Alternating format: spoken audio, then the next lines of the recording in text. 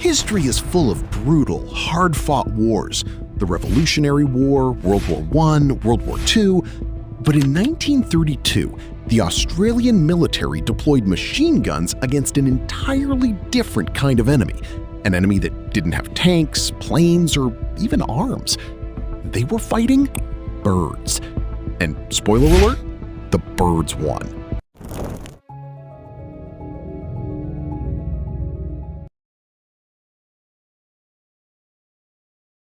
To understand how a civilized nation went to war with a flightless bird, we have to go back to the early 1930s.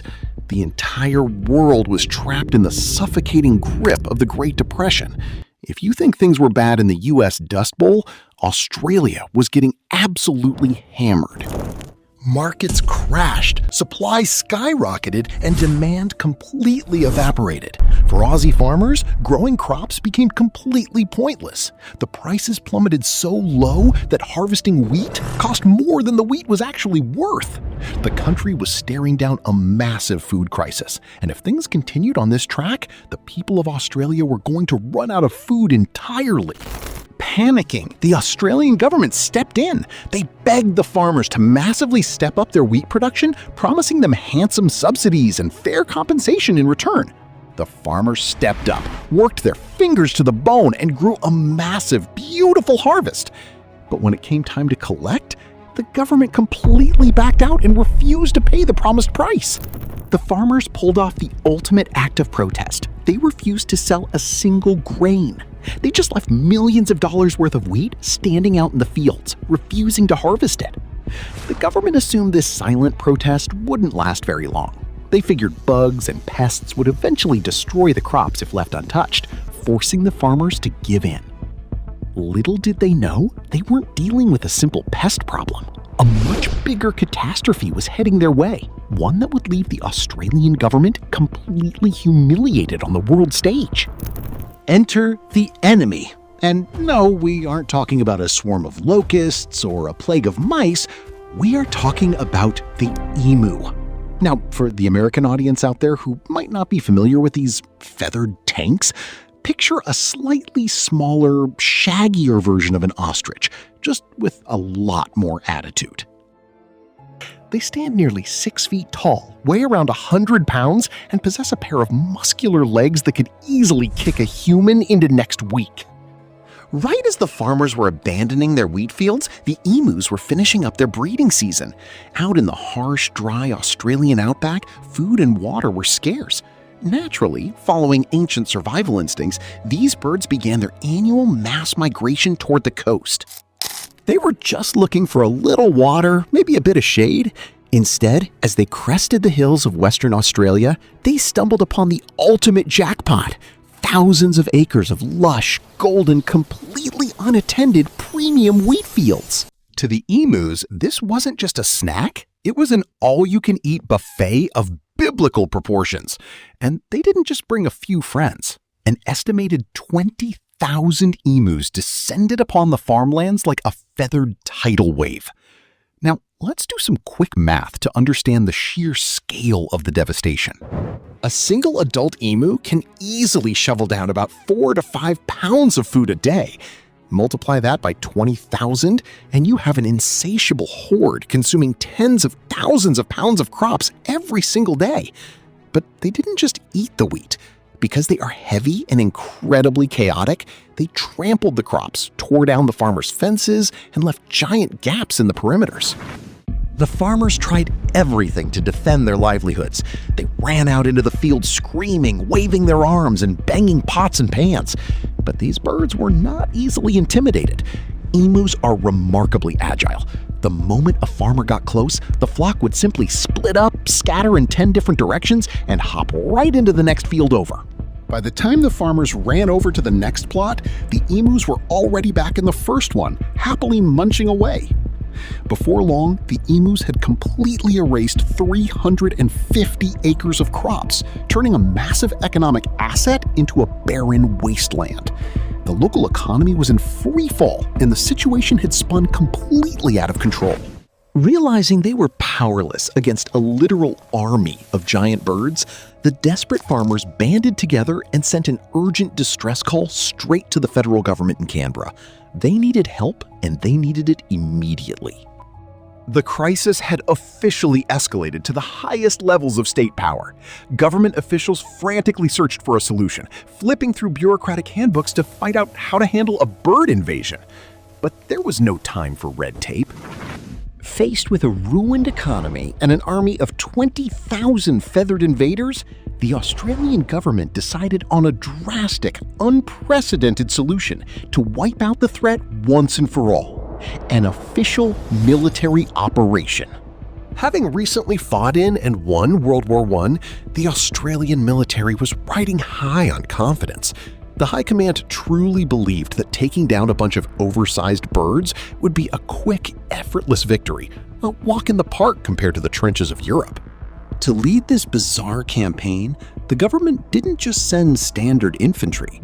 They deployed a specialized military unit under the command of Major G.P.W. Meredith of the Royal Australian Artillery, equipped with heavy-duty Lewis machine guns and 10,000 rounds of ammunition.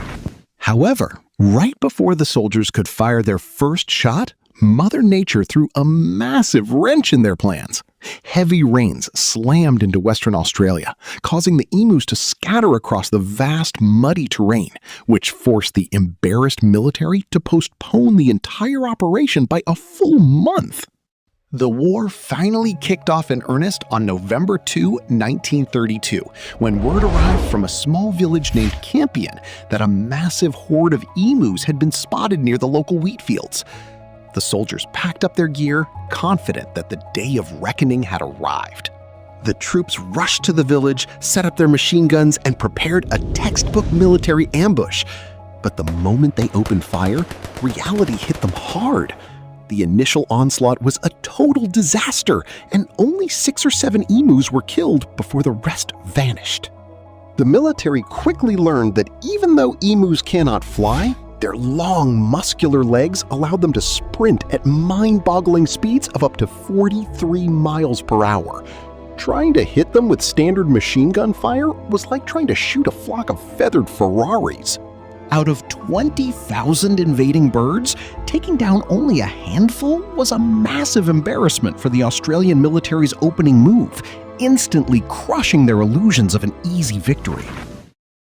A few days later, the soldiers attempted a new tactic, carefully setting up a hidden ambush near a local dam where a massive flock of 1,000 emus was approaching. The soldiers waited until the birds were in point-blank range, held their breath, and pulled the trigger. Just as they were about to wipe out the flock, disaster struck again. The Lewis machine guns jammed after firing only a few rounds. The startled emus scattered in seconds, escaping the trap practically unharmed. Following these consecutive, highly public failures, the frustrated military unit packed up their heavy guns and moved south from Campion, targeting an area where the emu population was reported to be much denser. It was during this phase of the campaign that the soldiers noticed something truly incredible. The emus weren't just dumb animals. They actually had an organized, almost guerrilla-like tactical structure. The soldiers observed that each flock had its own designated leader, a giant, dark-feathered bird that stood entirely still, keeping watch while the rest of the flock gorged themselves on the farmer's precious wheat. The moment this avian sentry spotted a soldier or a weapon silhouette, it would sound a loud, booming alarm cry, and the entire flock would instantly scatter in 10 different directions before the military could even set up their tripods. Realizing they were being completely outsmarted on foot, the frustrated military decided to completely throw out the traditional playbook and pivot to a high-speed, mechanized warfare strategy. To counter the emu's incredible speed, the military came up with a bold new plan. They mounted a heavy Lewis machine gun onto the back of a moving truck, aiming to plow right through the farmlands and cut down the birds at high speed. Their primary targets were the flock leaders. The soldiers figured that if they could eliminate the lookouts first, the remaining emus would become disorganized. lose their tactical advantage, and turn into sitting ducks. However, the plan fell apart almost immediately. The emus proved to be far too fast, and the incredibly bumpy, uneven terrain of the Australian outback made it absolutely impossible for the gunner to aim or lock onto a target from the bouncing vehicle. The soldiers pushed the truck to its absolute limits, trying to catch up with the sprinting birds. But during the chaotic, high-speed chase, a fleeing emu suddenly changed direction and got tangled directly under the truck's wheels. The vehicle completely lost steering, careened off the path, and crashed violently into a heavy brush fence. Despite firing a staggering 2,500 rounds of military ammunition during this intense phase of the campaign, the soldiers looked at the battlefield only to realize they had managed to kill a pitiful 200 emus. After a brief pause, the operation resumed for a few more weeks with slightly better results, ultimately taking down about 1,000 emus. But it required a massive, highly inefficient 10,000 rounds of ammunition to do it. During one particularly heated debate, a politician famously joked that if anyone deserved a combat medal from this ridiculous war, it was clearly the emus, who were outmaneuvering the army at every turn. The statistics spoke for themselves. The elite emu defense forces had successfully dodged 9 out of every 10 bullets fired at them, and out of the 20,000 invading birds, only about 1,200 had been eliminated. The entire operation had cost the Australian government roughly $10,000 at the time, a massive fortune given the extreme economic strain of the Great Depression. Recognizing the severe financial drain and the endless public mockery, the defense minister officially called off the campaign and ordered the immediate withdrawal of the troops. The emus had officially won the war. The very same army that had helped defeat the German Empire in World War I had been utterly outmuscled and outsmarted by a flightless bird.